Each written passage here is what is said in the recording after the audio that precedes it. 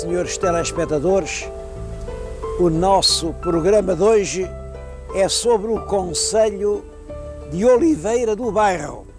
Oliveira do Bairro é um pequeno concelho que faz parte da grande região da Bairrada. Todos sabem o que é a Bairrada.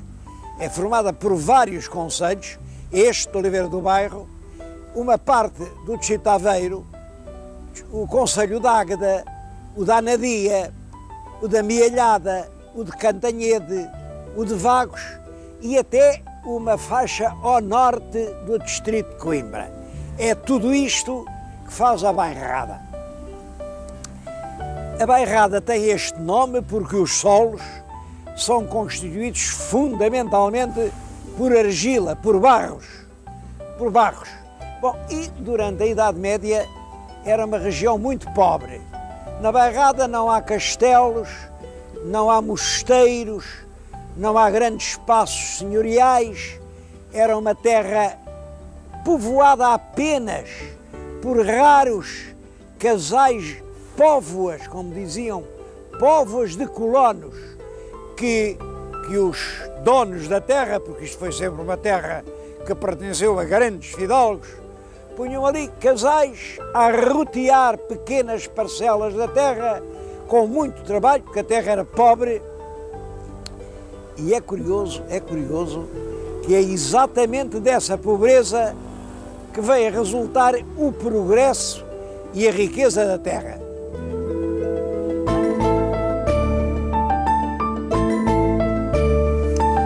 A história aqui de Oliveira do Bairro nunca foi escrita, mas penso que nas suas linhas gerais é a seguinte: nos séculos X, XI, XII, isto é uma região litoral, fica perto do mar e está sujeito aos ataques flagelantes dos normandos. Os normandos andaram aqui muito por estas zonas. Olha, ainda hoje há zonas do litoral onde predomina um tipo loiro que suponho que tem essa origem. Não só dos normandos, também dos sarracenos. Eram terras de violência. É por isso que não se instala aqui sequer um mosteiro. Bom, mas pelo século XIII, XIV, começa a prosperar o cultivo da oliveira.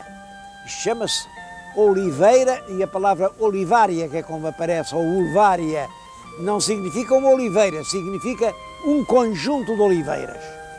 Começa a prosperar a oliveira e a vinha, que eram produtos que se exportavam. Quer dizer, as pobres famílias que se tinham instalado aqui nos vales, junto dos rios, agora já tinham essa nova riqueza. Azeite e vinho eram os produtos da exportação portuguesa. É isso que explica que em 1514 Oliveira do Bairro já é suficientemente importante para que o rei Dom Manuel lhe dê floral. É vila. Claro que não é assim uma vila notável, a gente vê isso pelos templos. Os templos, quer da vila, quer das freguesias, são relativamente modestos, mas é uma vila que progride no século XVIII, muito, por uma razão. No século XVIII, o rio Voga deixou de correr para o mar, alargou a toda aquela baixa de Aveiro. A cidade de Aveiro ia desaparecendo, ficou quase sem habitantes. Muitos deles vieram aqui para Oliveira do Bairro. No século XIX, há outro grande passo em frente, é o comboio. Agora o comboio passa aqui no centro do concelho, aqui carrega os produtos da terra e começa então a fazer-se uma coisa: a cerâmica. Já que isto é a Bairrada, país do barro, vamos lá explorar o barro. E começam a sair daqui vagões e vagões de materiais que ajudam à reconstrução de todo o país que se dá depois da Revolução Industrial. Se não me engano, é esta, em largos traços, a história da Bairrada. Claro, depois do comboio vem a autoestrada. Com a autoestrada, isto hoje é um lugar extremamente central. Isto fica a poucos quilómetros de Aveiro, fica a 40 quilómetros de Coimbra, fica a 70 quilómetros do Porto. É um dos pontos mais centrais do país e isso é que explica o seguinte: o concelho tem 87 quilómetros quadrados, é dos mais pequenos do país. Pois bem, a população é de 23 mil habitantes, isto dá mais de 200 habitantes por cada quilómetro quadrado. Nós que estamos habituados a ver exatamente o contrário, concelhos muito grandes, populações muito pequenas, vemos que aqui é o contrário que se passa. E notem, aqui não há, apesar dessa gente toda, não há desemprego, antes pelo contrário, há mais empregos do que pessoas. Eles estão aqui a receber de braços abertos quem quer que venha de fora. Há trabalho para todos, assim houvesse gente para o trabalho.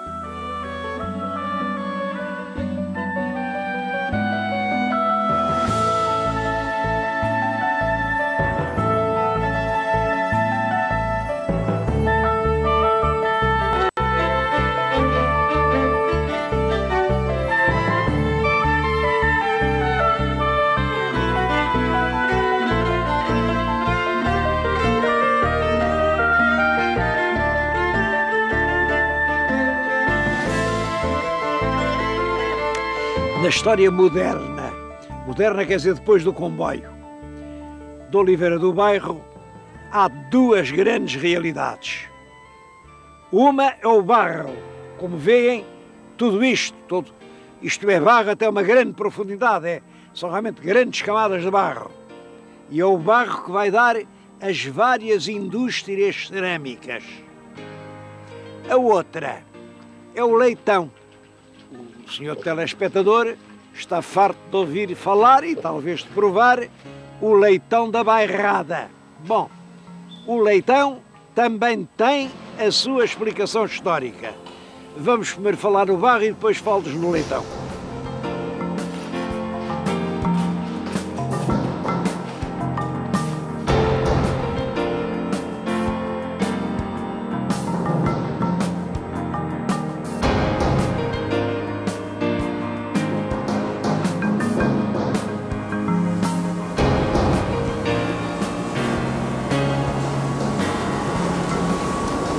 O barro vem da barreira e depois sofre várias operações.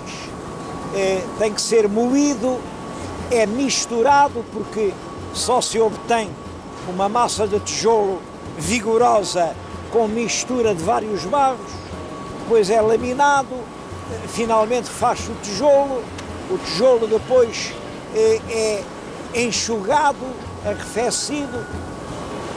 Devo dizer que aqui, nesta região da Bairrada, há numerosas fábricas que trabalham com base do barro e a produção por dia é de cerca de 1 milhão de peças. 1 milhão dá quase para construir uma cidade.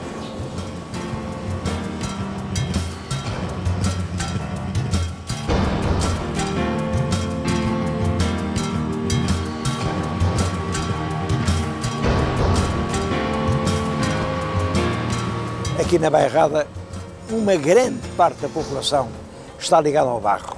De uma forma ou de outra, as famílias estão ligadas às muitas indústrias do barro.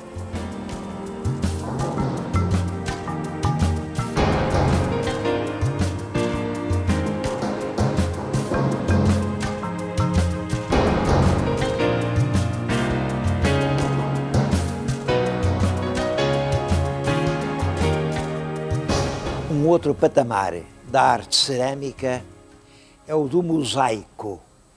Bom, como todos sabem, o mosaico serve ou para cobrir o chão ou para fazer os lambris nos corredores. Há muitas fábricas de mosaicos aqui na Bairrada. Eu escolhi esta por uma razão. Esta é, no ramo, a principal empregadora. é uma empresa que exporta para todo o mundo, tem nesta altura 4 salões de exposição em Paris, e em Paris muita gente compra deste mosaico, e disseram isto que me surpreendeu, até em Itália. A Itália, naquela lindíssima cidade de Módena, tem um salão de exposições e estão a vender mosaicos em Itália.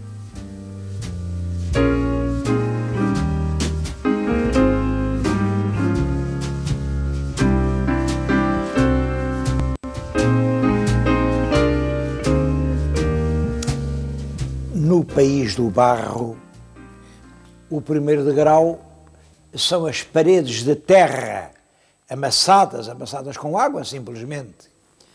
O segundo é já o adobe com cal e com barro. O terceiro é o tijolo já cozido no forno.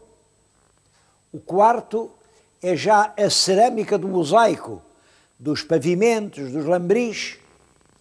Bom, e as 5 estrelas são a porcelana. Eu estou agora a falar-lhes numa casa que fabrica porcelanas das mais bonitas que se fazem em Portugal. Olhem, por exemplo, isto é o crioula, o bacalhoeiro, que está um bocado ligado à minha vida, porque eu já aqui fiz um dia uma viagem pelas praças portuguesas do norte da África. Bom, mas esta, reparem como isto é bonito. É um monograma, isto é um J, Joana, e isto é o F de Fernando. Aliás, tem os nomes aqui, Joana, Fernando. E pediram a todos os convidados que pusessem aqui os seus nomes. E depois tiveram esta ideia absolutamente encantadora. Pegar no prato autografado pelos convidados, mandarem fazer aqui uma edição e a todos ofereceram a lembrança do seu casamento. Reparem, isto é um prato americano, é português, claro, é feito aqui, mas é encomendado por uma firma americana. E aqui à volta tem um lindíssimo versículo do Corão. O versículo diz que, então, os roxinóis do paraíso cantaram nas árvores doces e santas melodias, proclamando nos céus um sincero amor a Deus. É o que está escrito aqui à volta. Bom, milhares destes pratos foram vendidos para os Estados Unidos. E dizem a verdade, os rocinóis de todo o mundo proclamam um santo amor a Deus. Isto é a caneca do Presidente Bush, o Presidente Bush pai. Está na biblioteca dele, uma peça igual a esta, e era por aqui que ele bebia o café.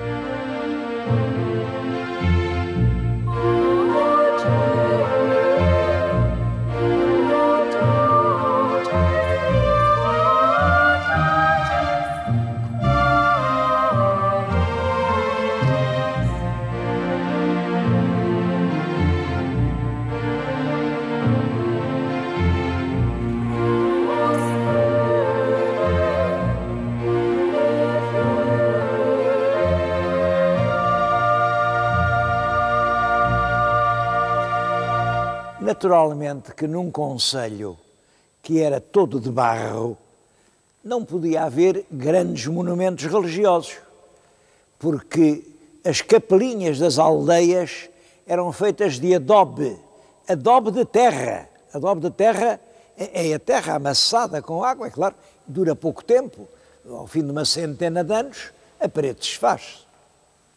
De maneira que não há grandes igrejas. Esta mesma em que lhe estou a falar, e que aparentemente é um grande templo, também foi feita de adobe. Foi inaugurada em 1901, como estamos no ano de 2001, está agora a fazer os seus 100 anos. 100 anos, e é espantoso como paredes de adobe desta altura se mantêm de pé. É a igreja da Oian, a matriz da Oiã, e há uma história bonita aqui para contar. Veem este altar magnífico, de talha do século XVII. Aqui as paredes estão revestidas de pintura, é uma pintura, enfim, regional, não se pode dizer que sejam obras-primas, mas é uma pintura interessante, também do século XVII. Pois bem, todo este conjunto veio de fora. Veio de fora porque, quando estavam a fazer a igreja, aqui, os moradores da Oiã, camponeses, que ajudaram a fazer o templo com dias de trabalho de graça, que iam trabalhar, eles não tinham dinheiro, davam trabalho. Bom, e uma noite, com 24 carros de bois, foram por essa serrania até Coimbra. Em Coimbra havia a igreja do convento de Santana. Estava abandonada, estava a cair de podre, aquilo não servia para nada, e eles foram lá, carregaram o altar-mor, que é aquele, carregaram os quadros, carregaram as imagens, carregaram até os cadeirais onde se sentavam as freiras, e tudo quanto se aproveitava foi aqui amorosamente montado. E hoje é uma das atrações do concelho de Oliveira do Bairro.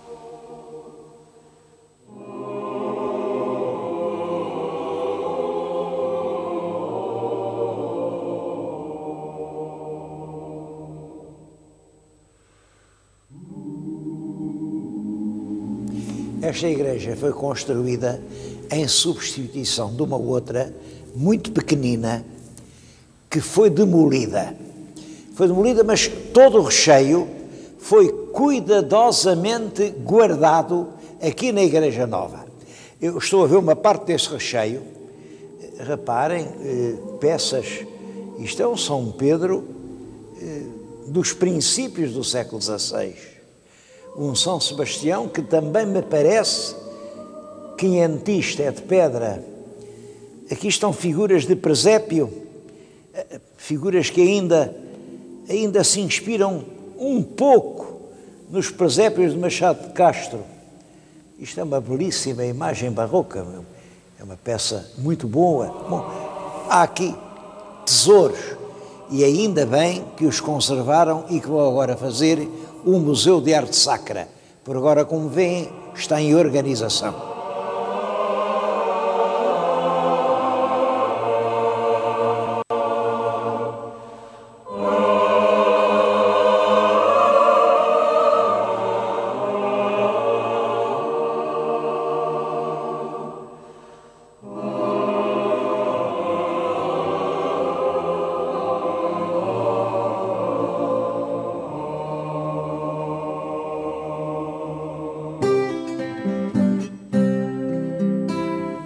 O leitão é uma das riquezas aqui da Bairrada. Toda a gente, quando vai de Lisboa ao Porto, ou de Porto a Lisboa, para na Bairrada, para provar o famoso leitão da Bairrada. Bom, ele às vezes já não é da Bairrada, hein? Porque tanto se consome, que mandam vir leitão de fora, e eu acho que o leitão que agora estão a comer já não é tão bom como o que eu comia ali há 50 anos. É uma coisa a ter atenção, é a qualidade. O verdadeiro leitão da Bairrada nasce aqui, é nestas quintas, nestes casais. Toda a gente tem alguns animais que sabem que uma marrã tem 2 ninhadas por ano e uma ninhada tem 10, 12, 13 leitõezinhos. De onde é que vem este costume do leitão da Bairrada? Eu nunca vi a explicação, portanto o que lhes vou dizer é o que eu penso, mas é pelo menos muito possível. Estas terras, que tinham donos, grandes fidalgos, eram afloradas, quer dizer, dadas à exploração, a casais de camponeses com a obrigação de pagarem todos os anos uma pensão. Era o foro, pagar o foro. E do foro fazia parte, quase sempre, uma coisa que aparece, o corazil, outras vezes o quadrazil, outras vezes o friame. Era um presunto. um presunto. Ora bem, uma família que para ter a sua terra tem que dar um presunto ao dono, tem de criar um porco. Mas já viram, para criar um porco é preciso ter a marrã, e a marrã não dá um porco por ano. Tem 2 ninhadas, se for a 10 cada um, são 20 pequenos animais. 20 pequenos animais, eu pensei que eles se alimentavam aqui com os produtos da terra, eu próprio estou-lhes a falar diante de uma pilha de abóboras, que é uma das formas de alimentar estes bichos, mas é claro, não iam alimentar 20 animais. Comiam-nos enquanto eram pequenos. Aqui está como, para pagar o foro enfitêutico ao senhor feudal, o camponês introduziu um hábito alimentar que chegou aos nossos dias. O leitão da bairrada, e que é uma das grandes atrações da região. Bom, mas um animal que é inteiramente alimentado a leite tem um sabor enjoativo, sabe ao leite, enfim, e por isso, para lhe tirar esse sabor, metiam-lhe no interior uma pasta fortemente aromática, aqui é formada só por pimenta, muita quantidade, alho moído e sal. Depois é cozido com uma linha e é claro que isto, quando vai ao forno, vai cheio de pimenta, alho e sal e portanto, toda a carne do leitão fica impregnada desses sabores. Isto é muito curioso, reparem, esta receita que nasce da pobreza dos habitantes, dos casais destas terras quase desertas. Esta receita, que lhes permite comer o animal recém-nascido, vem a transformar-se com o tempo numa das coisas mais apreciadas do paladar português. O senhor telespectador talvez se interesse em saber que daqui, destes leitões, todos os anos vai uma encomenda para a Casa Real de Inglaterra.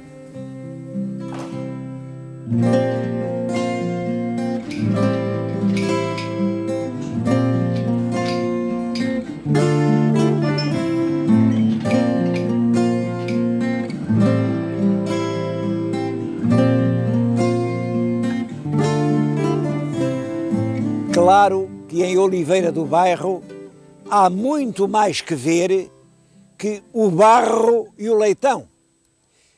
Mas o que eu quis pôr em evidência foi esta situação de uma região que há 50 anos era puramente rural. As pessoas viviam do magro e duro amanho do campo e passavam grandes dificuldades. E no espaço de meio século se transforma numa progressiva cidade industrial a caminhar para a frente, com a população a crescer todos os anos e a viver cada vez melhor. Acho que nesse sentido, Oliveira do Bairro é uma lição para muitos portugueses.